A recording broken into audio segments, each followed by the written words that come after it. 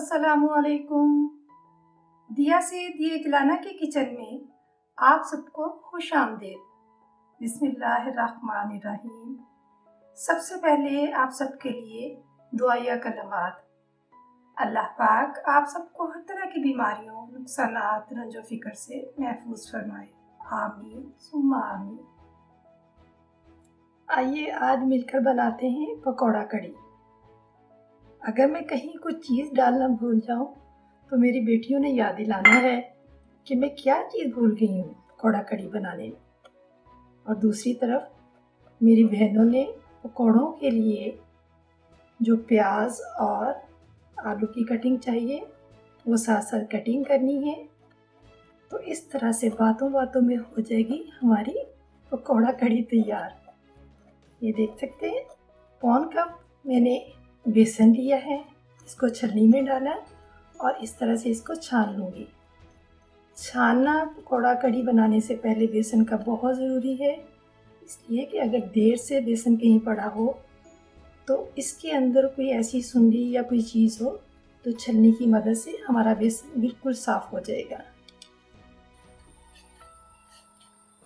बेसन में किसी किस्म का हमने ऑयल नहीं डालना, खुश्क ही इसे हम रोस्ट करेंगे। हल्की आंच पे, दरमियानी से जो हल्की आंच है उस पे हम कुछ देर के लिए इसको रोस्ट करेंगे। जैसे ही इसके अंदर से भीनी भीनी खुशबू आना शुरू हो जाती है तो फिर हम अपना स्टोव बंद कर लेंगे। ये मेरी उन बेटियों के लिए जिन्होंने अभी अभी अपनी घरदारी संभालना शुरू की है, तो ये छोटी छोटी बेटियाँ आपके लिए टिप्स हैं। आप मेरे साथ रहिए और देखें कि किस तरह से मज़ेदार और डिफरेंट जायके की पकौड़ा कड़ी आज हम मिलकर तैयार करते हैं।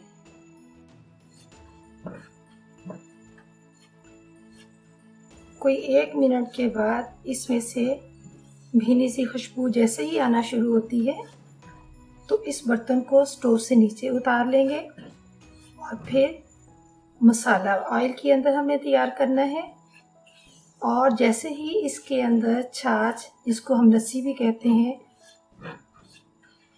रोस्ट किए हुए बेसन में शामिल करेंगे।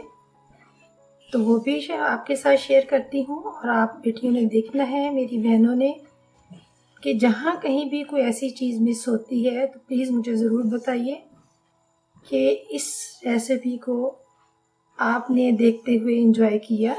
आया ये रेसिपी जो है मैंने सही बनाई है पकौड़ा कड़ी की, क्योंकि पहले वक्तों में तो और तरह से कड़ी बनाई जाती थी, लेकिन जो हमारा दौर है और फिर हम अपनी बेटियों को भी यही चीज़ें सिखा रहे हैं, तो हमारे दौर में इसी तरह से वक्त की बचत करते हुए इसी तरह से हम पकौड़ा कड़ी तैयार करते हैं।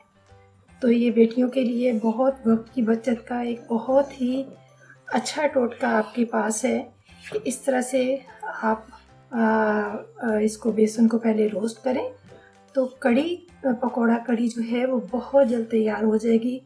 जायका मुख्तलिफ़ चीज़ें डालने से, जैसे जैसे मैं इसमें जो चीज़ें इसमें शामिल करूँगी तो वो भी मेरी बहनों ने, मेरी बेटियों ने देखना है कि क्या क्या चीज़ें मैं इसमें शामिल करती हूँ। अब इसमें से कोई 1.5 मिनट के बाद इसमें से एक अच्छी सी खुशबू आना शुरू हो गई है, तो स्टोव को मैं बंद कर देती हूँ। या वैसे ही इसको मैं बर्तन से स्टोव से उतार के बर्तन को दूसरी साइड पे रख देती हूँ ताकि हमारा रोस्ट किया हुआ बेसन पहले ठंडा हो जाए, तो फिर इसके अंदर हमने छाछ डालनी है। स्टोव के ऊपर मैंने दूसरा बर्तन रख दिया है। 1/4 कप यानी क्वार्टर कप इसमें ऑयल का शामिल कर दूँगी। जितनी देर में ये ऑयल गर्म होता है उतनी देर में बाकी मसाला जात भी आपके साथ शेयर करती हूँ। हमारा ऑयल गर्म हो रहा है, उतनी देर में ये मसाला जात जो इसके अंदर शामिल करेंगे हम। एक छोटी प्याज, इसको हाथ की मदद से बारीक चॉप किया है। अदरक और लहसुन की पेस्ट है। इसी तरह से 1/4 टीस्पून मेथी के दाने हैं, 1/2 टीस्पून ज़ीरा है, ये इसमें शामिल करेंगे पहले। फिर उसके बाद 1/4 कप पानी का मैं इसमें शामिल करूँगी इस मसाले को अच्छी तरह से, ताकि वो जले ना। उसके बाद 1 टीस्पून पिसी हुई लाल मिर्च और 1 टीस्पून ही हल्दी इसमें शामिल करनी है। आम खानों में तो हम हल्दी का इस्तेमाल कुछ कम करते हैं, लेकिन कढ़ी पकौड़ा जब कढ़ी बनाते हैं तो इसमें हल्दी का इस्तेमाल बेटे ज़्यादा होता है, क्योंकि इसकी रंगत बनती है। इसी तरह से 1 टीस्पून नमक है। आप अपनी मर्ज़ी से पिसी हुई लाल मिर्चें या नमक इसका कमी पेशी कर सकते हैं। और ये हाफ़ टी स्पून ज़ीरा है पिसा हुआ, और हाफ़ टी स्पून ही पिसा हुआ खुश्क धनिया है। इसको किस स्टेज में डालती हूँ ये मेरी बेटियों ने देखना है, क्योंकि मेरी बेटियाँ बहुत गौर से देख रही हैं कि कोई चीज़ मेरे से मिस तो नहीं हो रही। अभी तक तो मुझे अच्छी तरह याद है कि ये चीज़ें मैंने उसमें आज में डालनी है। तो आगे देखिए क्या होता है। ऑयल 1/4 कप जो इसमें बर्तन के अंदर शामिल किया था, आप उसमें शामिल करते हैं एक छोटी प्याज चॉप कटिंग में। बर्तन को आपके साथ ही साफ अच्छी तरह से साफ करना है। कोई चीज़ बेटे हमारे बर्तनों में नहीं रहनी चाहिए। ये देखिए, गरम ऑयल में जैसे ही प्याज डालते हैं तो एक तरह से ही इसको फ्राई होने में जल्दी मदद मिलती है, वरना जो अगर हम ठंडे ऑयल में डालते हैं तो बिल्कुल वह सौगी सा हो जाता है। तो इस तरह का प्याज हमने नहीं करना। आप जैसे ही इसका कच्चापन चंद सेकंड के बाद ही इसका कच्चापन ख़त्म हो जाएगा, तो हम इसमें शामिल कर देंगे हाफ़ टी स्पून ज़ीरा और 1/4 टीस्पून मेथी के दाने, ये इसमें शामिल कर दिए।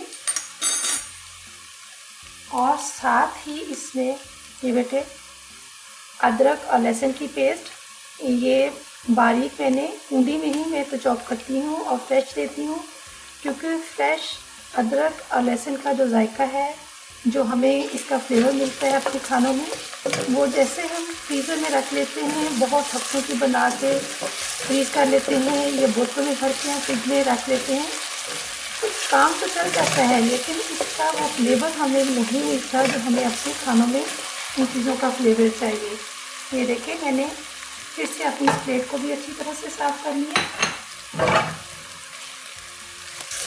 जैसे ही ये हमारा ज़ीरा भी थोड़ा सा फ्राई होगा, मेथी का दाना भी, और साथ ही ये अदरक और लहसुन की पेस्ट, इनका भी कच्चापन ख़त्म होगा, तो फिर इसमें मैं कोई 4-5 टेबल स्पून पानी इसमें शामिल कर दूँगी। ये देखिए, इसकी रंगत पिंक कह लें या लाइट गोल्डन की तरफ होना शुरू हो गई है। तो इस स्टेज पे मैं 1/4 कप यानी इसमें कोई 6 टेबल स्पून पानी के हैं, वो इसमें शामिल कर दिए।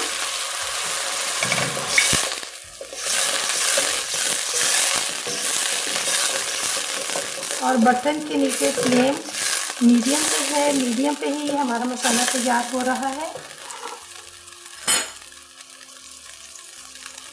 और अब इसमें शामिल करूँगी मैं 1 टीस्पून हल्दी शामिल कर दूँगी, और 1 टीस्पून ही पिसी हुई लाल मिर्च शामिल कर दूँगी। 1 टीस्पून ही नमक इसमें शामिल कर दूँगी। ये तीनों चीज़ें इसमें शामिल करके इसको थोड़ी देर के लिए इस तरह से, जिस तरह से भूनते हैं मसाले को, उस तरह से इसको भूनेंगे। ये आप सब ने देखा, कोई 1 मिनट के लिए मैंने मसाले को इस तरह से भूना है।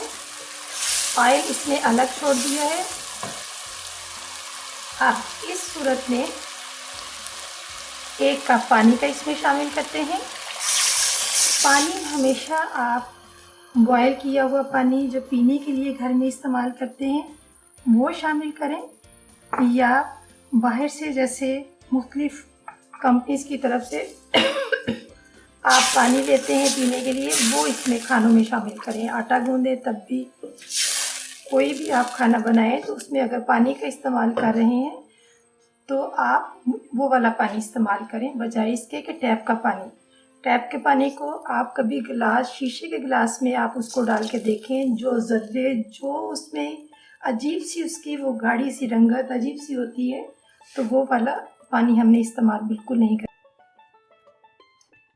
ये रोस्ट किया हुआ बेसन, इसको स्टोव से नीचे रख के तो ठंडा होने का इंतज़ार किया। उतनी देर में हमने मसाला बना लिया, बल्कि इंतज़ार ऐसे ही नहीं किया, बल्कि उतनी देर में हमने मसाला बनाया है और इसको इतना रोस्ट किया है कि इसको बहुत हमने ब्राउन नहीं करना, इतना कि इसका कच्चापन ख़त्म हो जाए।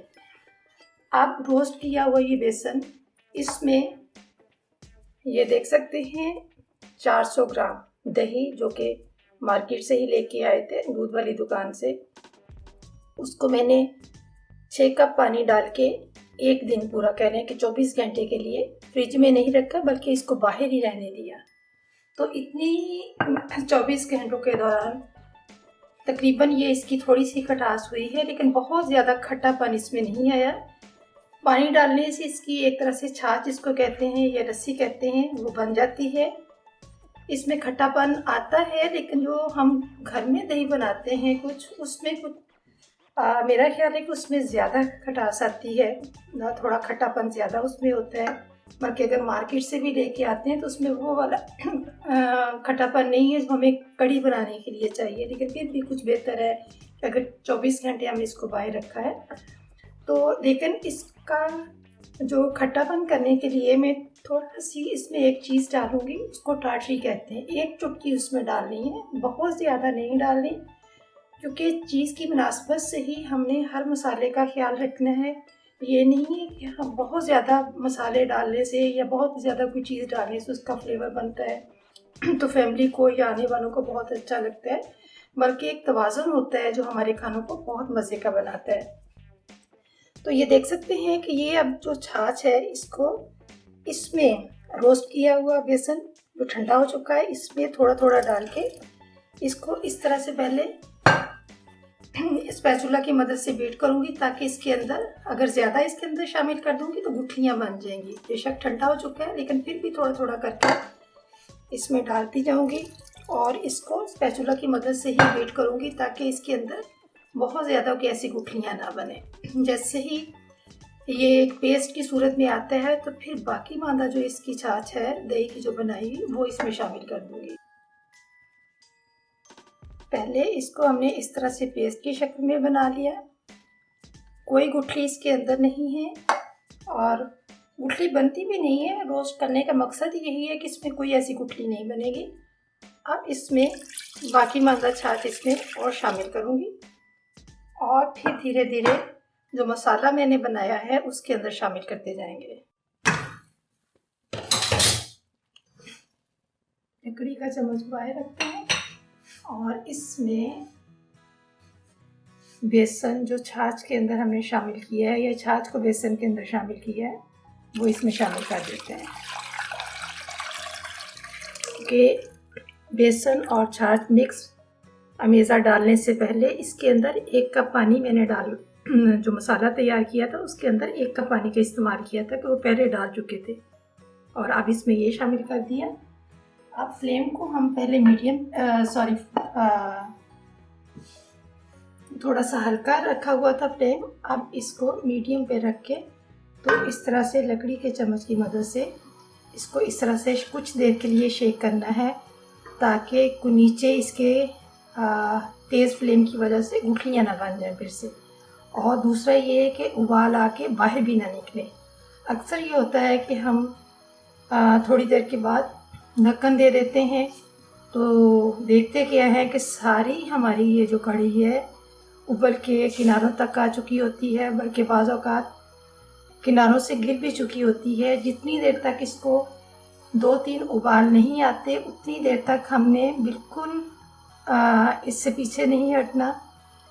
एक तो हमारा ये जो बर्तन है वो गंदा होगा, दूसरा स्टोव पे अगर गिरेगी ये कढ़ी तो स्टोव भी बहुत गंदा होगा, और फिर जो सफाई करने में जो मुश्किल आएगी वो मेरी बेटियों मेरी बहनों को तो बहुत पता है कि कितना मुश्किल है स्टोव को साफ़ करना।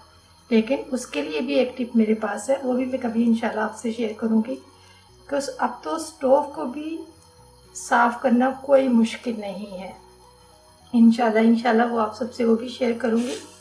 वो जो सिरका और बेकिंग सोडा के अंदर डाल के करते हैं वो अपनी जगह है, लेकिन एक और बहुत आसान रेमेडी मेरे पास है जो इंशाल्लाह वो भी आपसे शेयर करूँगी। तो अभी इसको इसी तरह से हमने बहुत ज़्यादा ऐसे चम्मच नहीं चलाना, लेकिन धीरे धीरे इसके अंदर लकड़ी के चम्मच की मदद से इसको इस तरह से हिलाते रहना है ताकि कोई गुठलियाँ ना बनने पाए। ये देखें, देखा ना, मेरी बेटियां मेरे से भी ज़्यादा भुलक्कड़ निकली हैं। उन्होंने बिल्कुल मुझे याद नहीं करवाया कि टाटरी डाला तो हम भूल ही गए थे। ये 1 पिंच है, कुछ दाने हैं कह लें, लेकिन अगर मैंने चुटकी में इसको लिया है तो बिल्कुल 1 चुटकी है, वो इसमें शामिल कर देते हैं कढ़ी के अंदर।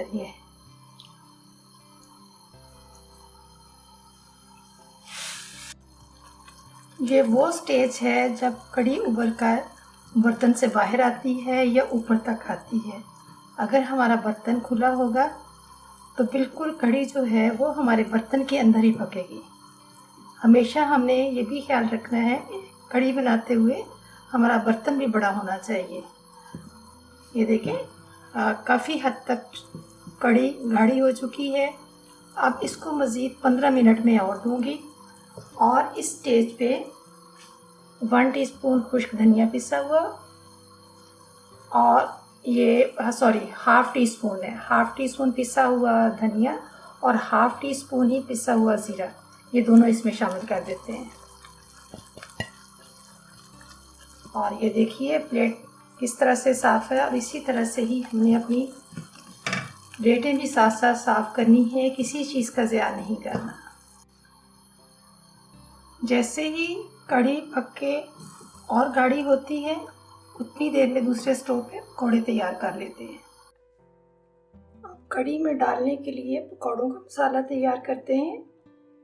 2 मीडियम साइज़ की प्याज ली, इनको चॉप कर लिया, हाथ से चॉप किया है, चॉपर में डाल के नहीं। इसी तरह 8 अदद सब्ज़ मिर्च ली, इनको बारीक काट लिया। 2 अदद मीडियम साइज़ के आलू लिए, इनको भी हाथ की मदद से इस तरह से क्यूब सूरत में कटिंग कर ली। और ये 6 से 7 अदद कड़ी पत्ता, इनको भी कैंची की मदद से बारीक काट लिया। आलू, प्याज, सब्ज़ मिर्च और कड़ी पत्ता, इसको बर्तन में शामिल करते हैं। पकौड़ों में डालने के लिए खुश्क मसाले, 1 टेबलस्पून खुश्क साबुत धनिया, 1 टेबलस्पून खुश्क ज़ीरा, और पिसा हुआ ज़ीरा नहीं है, ये साबुत ज़ीरा, और 1 टीस्पून ऊपर तक भरकर खुश्क मेथी जो घर में आम खुश्क की जाती है घर में लाके, कसूरी मेथी नहीं है, और 1 टीस्पून भरकर crush chilli, half teaspoon पिसी हुई लाल मिर्च, 1/4 टीस्पून हल्दी और ये 1 पिंच बेकिंग सोडा है, ये सबसे आखिर में डालेंगे। अब ये जितने भी मसाला जाते हैं इन सबको आलू, प्याज, सब्ज़ मिर्च और कड़ी पत्ता के साथ शामिल कर देती हूँ। इस तरह से अजवाइन है, इसको मैंने छलनी में डाल के अच्छी तरह से खुले पानी में इसको साफ़ कर लिया है, क्योंकि इसके अंदर बारीक कचरा होता है जो कि आम अगर चुनना भी चाहें तो वो बिल्कुल ये अजवाइन साफ़ नहीं हो सकती। तो मैं अक्सर इसको पानी की मदद से साफ़ करती हूँ। तो ये हम लेंगे, ये एक साइड पे रखी हुई थी, ये हम लेंगे 1/4 टीस्पून, ये इसमें शामिल कर दी। अब जितने भी ये चीज़ें हैं, आलू, प्याज और ये बाकी ये मसाला जात, इसके साथ पहले हम बेसन शामिल करेंगे। 1 कप बेसन, कढ़ी के लिए हमने लिया था 3/4, मतलब 1 कप, पौन कप हमने लिया था, 3/4 हमने कढ़ी के लिए बेसन लिया था, और पकौड़ों के लिए पूरा 1 कप हम बेसन ले रहे हैं। अब पकौड़ों के लिए भी 1 कप बेसन जो लिया है हमने, छलनी में डाल के इसको अच्छी तरह से साफ़ करूँगी। कढ़ी के लिए 3/4 कप बेसन, पौन कप भी कह सकते हैं, वो लिया, और पकौड़ों के लिए हमने 1 कप बेसन लिया। इसको इस तरह से छलनी की मदद से साफ़ करते हुए फिर साथ साथ ही इसको मैं बाकी जो जितने भी नीचे मसाला जाता है उनके साथ मिक्स करूँगी। ये देखें, इस तरह से बेसन को बग़ैर पानी के, अभी पानी बिल्कुल भी नहीं इनके अंदर डाला, बग़ैर पानी के ही इनके ऊपर छलनी की मदद से छानते हुए बेसन इसमें शामिल कर रही हूँ और साथ ही स्पैचुला की मदद से मिक्स भी कर दिया है। अब फिर से छलनी में ही जो बेसन है इसको थोड़ा थोड़ा करके छानते हुए शामिल करती जाऊंगी और फिर से स्पैचुला की मदद से इसको मिक्स करूंगी। पानी अभी हमने इस स्टेज में बिल्कुल भी शामिल नहीं करना, क्योंकि ये अपना ही पानी छोड़ देता है। ये जो आलू प्याज जो है इनका अपना ही पानी निकलता है, तो उसी नमी के अंदर हमारा बेसन जो है वो अच्छी तरह से मिक्स हो जाएगा। अगर ज़रूरत पड़ी तो इसके अंदर 2 टेबलस्पून दही का मैं शामिल करूँगी, पानी नहीं डालूँगी, दही शामिल करूँगी, थोड़ा सा 1 टेबलस्पून ऑयल डालूँगी, तो अच्छी तरह से ये हमारा अमेज़ा पकौड़ों का तैयार हो जाएगा। ये देखिए बाकी वाला बेसन भी इसी तरह छलनी से निकालते हुए इसमें शामिल करेंगे। आपने नोट किया होगा कि नमक मैंने क्यों नहीं अभी तक डाला, शायद मैं भूल गई हूँ। अल्हम्दुलिल्लाह नमक का मुझे याद है, लेकिन नमक अभी इस स्टेज पे नहीं डालूँगी। जब अच्छी तरह से ये बेसन मिक्स कर लेंगे तो फिर नमक और 1 चुटकी बेकिंग सोडा, जिसे मीठा सोडा भी कहते हैं, सोडियम बाइकार्बोनेट भी कहते हैं, वो शामिल करूँगी। क्योंकि अगर हम नमक डाल देते हैं तो फिर आलू जो हैं बहुत जल्द आलू और प्याज पानी छोड़ेंगे और बैटर हमारा बहुत जल्दी जो है पतला सा होना शुरू हो जाएगा। इस वजह से नमक बिल्कुल अभी मैंने नहीं डाला। अब इसमें शामिल कर देते हैं 1 टेबलस्पून ऑयल का और 2 टेबलस्पून दही इसमें शामिल करते हैं। दही से बहुत सॉफ्ट और मज़े के पकौड़े हमें खाने को मिलेंगे, कढ़ी में भी और वैसे भी। अगर हम खाना चाहें आम पकौड़े भी बनाएं तो उसके अंदर अगर हम दही का इस्तेमाल करते हैं तो पकौड़े बहुत नरम और खस्ता भी होते हैं, बिल्कुल वो एक अंदर से गुठलियाँ या कोई इस तरह की चीज़ इसमें नहीं होगी। अब इसके साथ हम शामिल करते हैं, सारे मसाले को मिक्स करते हैं। अगर तो इसके साथ अच्छी तरह से हमारा मसाला बिल्कुल उसका बैटर एक अच्छा सा हमें मिल जाता है तो ठीक है, वरना थोड़ा सा पानी का छींटा भी दे सकते हैं। अभी पहले इसी तरह से हम अच्छी तरह से इसको मिक्स करने की करेंगे।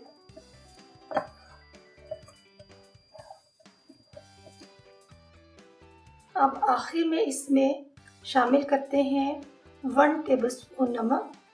नमक का मैंने इसलिए इसमें ज़्यादा इस्तेमाल किया है, इसलिए कि हमने इसके अंदर आलू डाले हैं। आलूओं के डालने की वजह से नमक का कुछ थोड़ा इस्तेमाल ज़्यादा हुआ है।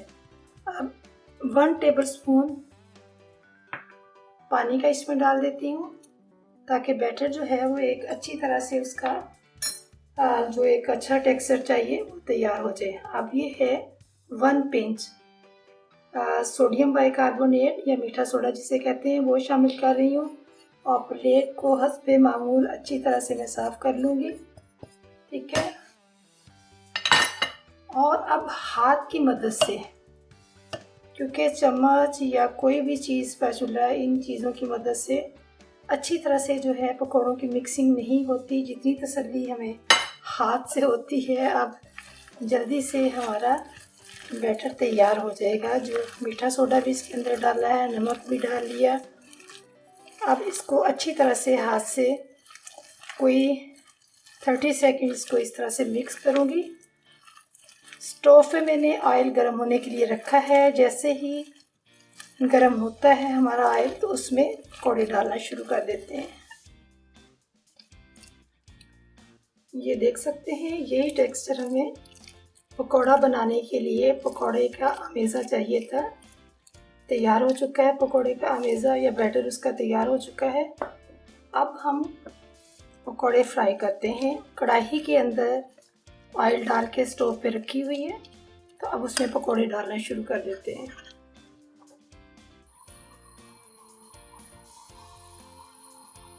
पहले थोड़ा सा बैटर डाल के देखते हैं कि आया ऑयल गर्म हो चुका है। थोड़ा सा चाहिए इसको मज़ीद और गर्म होना। फ्लेम भी थोड़ा सा तेज़ कर लेते हैं।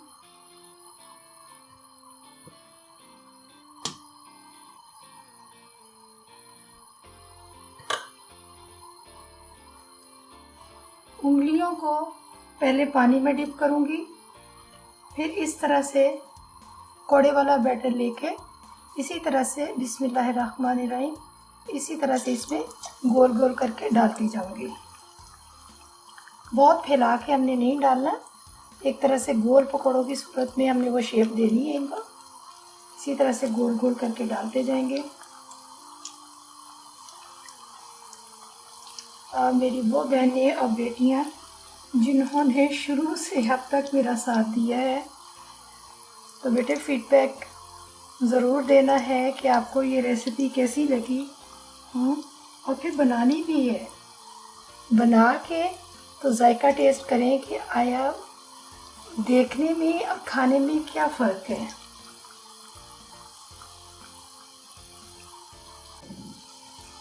ऑयल के अंदर पकौड़े डाल के आपने फौरी के फौरी छलनी को नहीं चलाना।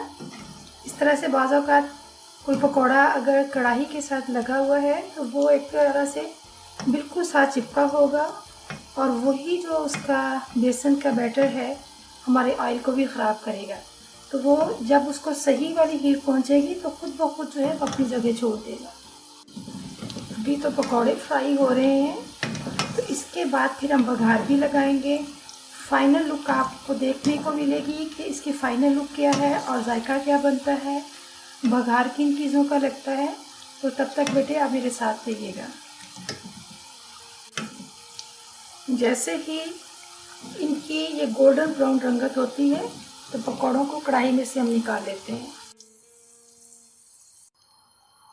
फिर से उंगलियों को पानी लगाया, ज़्यादा सारा बैटर हाथ में लिया और इसी तरह से गोल गोल पकौड़े बनाते जाएंगे।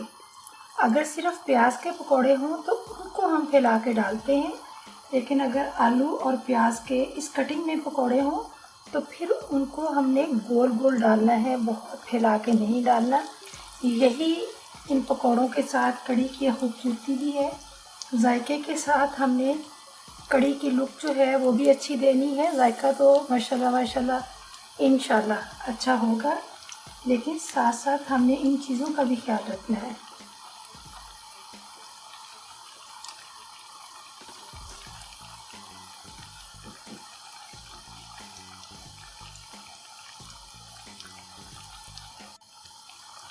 जो व्यूअर्स मेरे चैनल पे बिल्कुल पहली दफ़ा आए हैं तो बेटे सब्सक्राइब करने के अलावा आपने बेल आइकन को क्लिक भी करना है, ताकि हर आने वाली वीडियो का नोटिफिकेशन आपको मिले और फिर आप मेरी नई से नई वीडियो आप देखते रहें।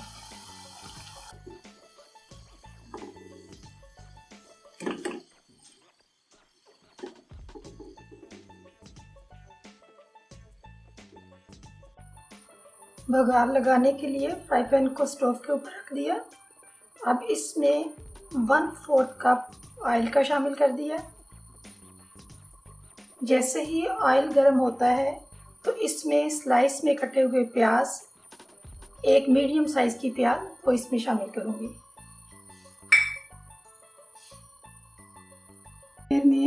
जितनी देर में ऑयल गर्म होता है उतनी देर में कढ़ी के अंदर 1/4 टीस्पून गरम मसाला शामिल कर दिया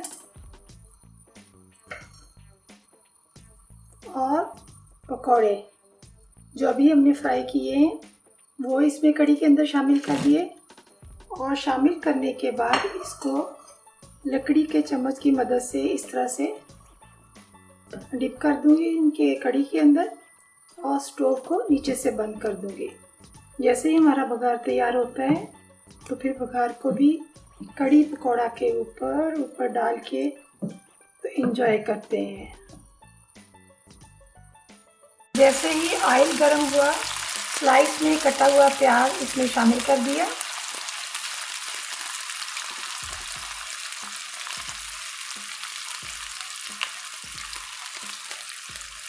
अब इसका गोल्डन फ्राई होने तक इंतज़ार करेंगे। बघार के लिए प्याज फ्राई हो रहा है, उतनी देर में कढ़ी पकौड़ा हम डिश आउट कर लेते हैं और फिर इसके ऊपर बघार देंगे।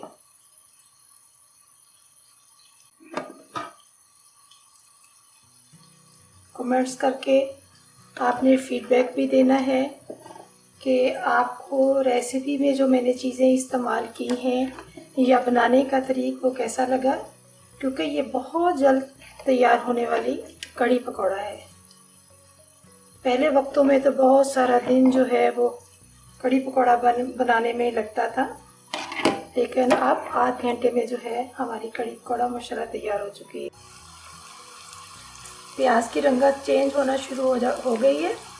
जैसे ही इसकी रंगत गोल्डन कलर में आना शुरू होती है तो फिर इसमें हम 6-7 सब्ज़ मिर्चें डालेंगे, साबुत सब्ज़ मिर्चें डालेंगे, साथ 9-10 हम कड़ी के पत्ते डालेंगे और 1 टीस्पून साबुत ज़ीरा डालेंगे और उससे जो है कड़ी पकौड़ा के ऊपर बघार देंगे।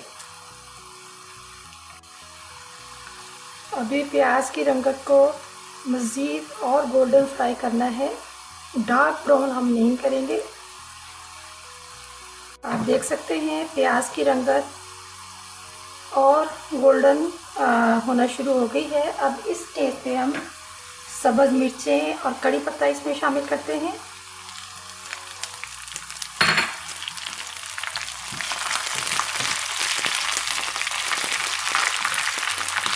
और साथ ही जीरा हमने 1 टीस्पून इसमें शामिल कर दिया। तो बहुत डार्क ब्राउन हम नहीं करेंगे इसे अपने प्याज को। जल्दी से जैसे ही कड़ी पत्ते का भी कच्चापन और मिर्चों का भी कच्चापन ख़त्म होता है तो कड़ी के ऊपर इसको बघार दे देते हैं।